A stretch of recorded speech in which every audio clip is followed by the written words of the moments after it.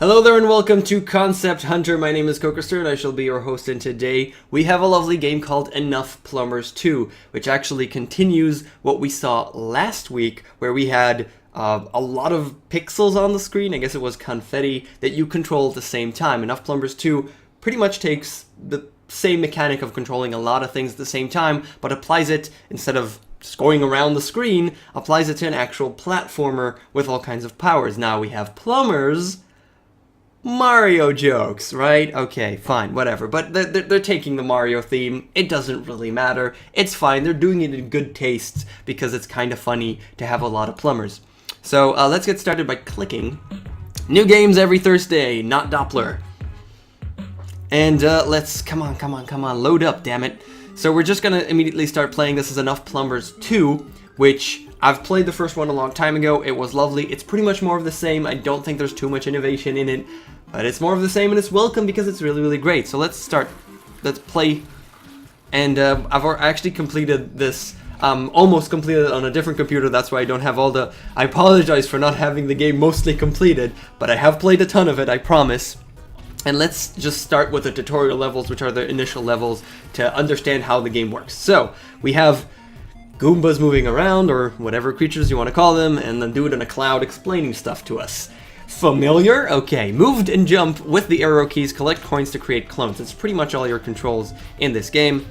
I jump on it, and as you can see, the coin flashes for a second, and then I get another plumber, and I'm controlling all of them at the same time. So I can't control one of them individually and not controlling the other ones. I'm controlling all of them at the same time. I reach the flag, finish the level, and that's pretty much the basic mechanic of how the game works. Now let's get introduced to all kinds of little things, more powers, more switches, more things that are standard to platformers that we know, but we need to get introduced to in the context of this game shortly, quite easily, and simply how it works in this specific game. So we had a button that we just pressed and removed the redness that we had. Now we have a button that is has the number 10 on it, so it needs the weight of 10. And if I jump with just two of them, apparently there's two right there, you can't see it, but it doesn't really matter. So if I jump with enough, it'll be unlocked, and I unlock the green one as well, and I reach the exit, and that's about it.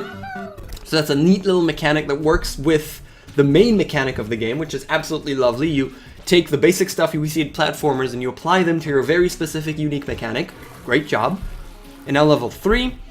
Don't worry about saving every plumber. It's usually impossible. So they're not all going to survive. It doesn't matter. I need one to reach the ending. And here we're introduced to several of the powers, such as this thing, which makes us jump a little bit higher and also destroys the bricks. So then we get the Batman power, which allows us to fly whenever we want to, or vampire power, I don't even know. And then we get the little... Is it like a biscuit? I don't know if it's a biscuit or whatever, but it turns you into little so you can pass little areas, and then the astronaut power that changes gravity. We reach the ending, and we're done. And lovely shot of a disgusting plumber.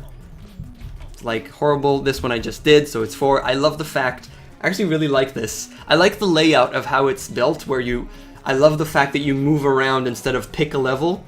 That's one of the things that I really like, and some games do it, some games don't. And what I love more so is that there's actually this TV which shows us the level in its entirety, because it's just one screen always. So it's just the little things that are really, really nice, and also the controls are always there. It's nice. I really like it. So now we have the frog power-up, lets you, one plumber, run faster and jump higher. It's an important thing to note that all these powers actually applies to only one of the plumbers. Sometimes you have a beacon. It's not really different, but any plumber that passes through it will take that power. So sometimes you have those and sometimes you don't. There isn't differentiation, you just have to trial and error, which is a little bit of a mishap, but that's not too big really. And now we have the frog power, which just allows me to jump higher and also jump a little bit higher from the frog itself, so it's kind of a double jump, but the frog just keeps on going and then reaches one of the other plumbers, right? So it's an infinite power in a way, and obviously there is the nice sound effects when you jump into one of the tubes and reach the other side. Mario jokes? Anyone Mario? Anyone? Did you play Mario? Because Mario. Okay. So once we're clear of Mario, and I think this is the last tutorial level, pretty much level 5, where we see coin jumping, which pretty much means if you hold the jump button while a clone is created, he will immediately jump, which allows you to reach wherever you want to. A nice little use of the thing that we're talking with. I mean, I like this. It's kind of breaking the fourth wall as far as games is concerned, but it's breaking the third and a half wall. It's like a little bit of breaking it, which it is adorable. I like it when people do that. Just a little, like, hats off for doing those things. And that's pretty much the game. I mean, there are more power-ups that we haven't really seen. Maybe things that you're familiar with or you've seen before, things that make sense, but you'll get to understand how they work when you play through levels. So now there's level 6, which is kind of horrible, and I'm gonna fail. I'm gonna try it once. If it doesn't work, I'm gonna just drop it. And here we're starting off with precision stuff and actually execution. And I want to talk about this a little bit. What you do in this game, the basic mechanic is having a lot of plumbers, but the basic gameplay doesn't necessarily mean you need a ton of them. Sometimes, and in a lot of cases actually, you just use one plumber through the power-ups and through basic platforming to reach the exit. And the fact that you have plenty of coins and plenty of plumbers doesn't even matter. This specific level is a great example of that. I don't need the coins. The coins are just superfluous stuff that just exists in there, but they're not really, I just died. They're not really needed in any way, right? You don't need the extra coins. They can all die for all I care. I'm not even paying attention to them. So, there you go, I made it. Unless I screw up again. But that one, hit this one, and I made it. I didn't need the extra coins. They meant nothing in that level.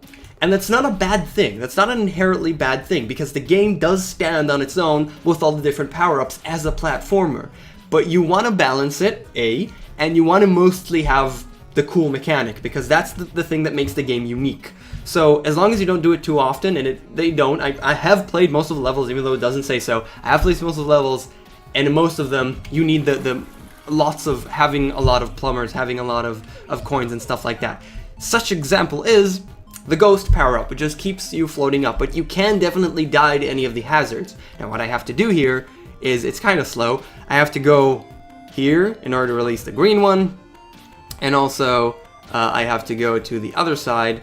I'll use my, just die and kill all the Goombas, or whatever they're called, and I have to wait for it to reach up and get to the red button, and then I've released everything and I can finish the level.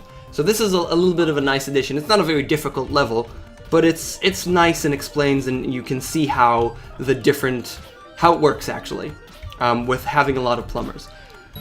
So this isn't hard, but damn does this game get hard quickly. And it's not only because you have to control many things, it is also because you have to control precision-based and stuff like that, like we talked about, is what I'm trying to say. So here is another example of a little bit of different gameplay, an interesting gameplay that they managed to create because of that mechanic. And what I really like about this game is all these really interesting ideas that they have. As an example here, I need to move to the left, and then I get the bat power. So first things first, I should get, I have I need 10 plumbers, right? In order to release the flag, basically. And we have 1, 2, 3, 4, 5, 6, 7, 8, 9, 10, 11. So I can miss one of them, but all the other ones, well, actually I can miss 2 of them because I also have the bat, which also has weight to it. So I need to get at least 9 properly down, and then I have the bat. So 2 of them I can screw up. But first I need to get to this button, which will have the ground, so now they can't die. And when I release them, I need to make sure I don't move, because if I move, they're going to die. So don't jump, don't anything. Just release them and don't move. And when they reach the bottom, they're actually going to survive, because they're just going to survive at the bottom. There's nothing that can kill them. Any movement that I do will actually have them surviving. They can't jump high enough. So I have almost all of them. Let's get all of them. Okay, and I also have to really make sure the bat doesn't die itself, because he's the only one that can reach all the way. So now I should have 10. There you go. And now the bat will reach the top and get to the exit. Lovely, a little bit of thought process and stuff like that. I haven't actually unlocked the 3rd row, but let's go to, let's say, level 17, whatever that may be. And here we're introduced to something that we've seen before.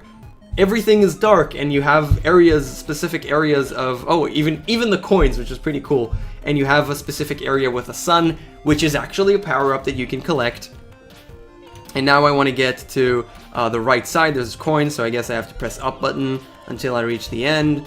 Okay, made it. And now I released another thing, but there is the question is, where do I need to get to that. Okay, I got to that one, and now, okay, I should make it out, actually. I should actually make it. Yeah, I made it. Made it. Okay, so you need to carefully remember that you have someone over there, so if you want to move, you have to move correctly, because what I could do is move just to the right, and then my sun guy would die because it'll just fall off, but I jumped instead and make sure that he survived. So you have to always keep in mind the fact that you have all kinds of things. And let's just visit another level, maybe see some other cool mechanic that you have. Here is an example. You have a bomb. Okay, this level is pretty horrible. You have a lot of coins, so you can get all the coins, and you have this bomb. Now, I think that's because they're golden. I think that's the difference, actually, where you can see that they're gonna stick around. It's because they're golden. So as long as there isn't one, yeah, they're all become golden, and then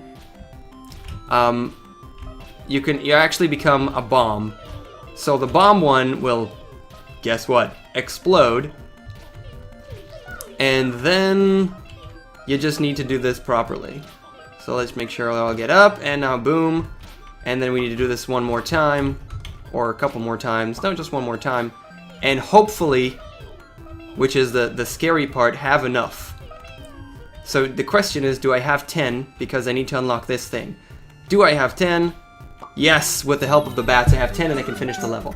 All kinds of little things, you have bombs, you have tons of power-ups, and this game is just made, it's just done really, really well, and I really, really enjoyed it. It does the part where precision, basic platforming that you've seen before, but does it well with all kinds of power-ups in the way of Mario, and then there is a million plumbers. You have to make sure that you control all of them, not all of them die, you need a certain amount of them, or just one is here, one is here. And it's fun, it's very well made, the levels are diverse and interesting, it goes all the way, it becomes really difficult later on, so that's great that the difficulty ramps up, is something that I absolutely love. And that's it, I don't really have any complaints for this game. Enough Plumbers 2 is just made really, it's really, really well made, and I really, really like it. It's by Not Doppler, and the guy who made it is Radix, so great job there. That's the end of Concept Hunter for today. Thank you so much for watching, and I'll see you guys next time. Laters.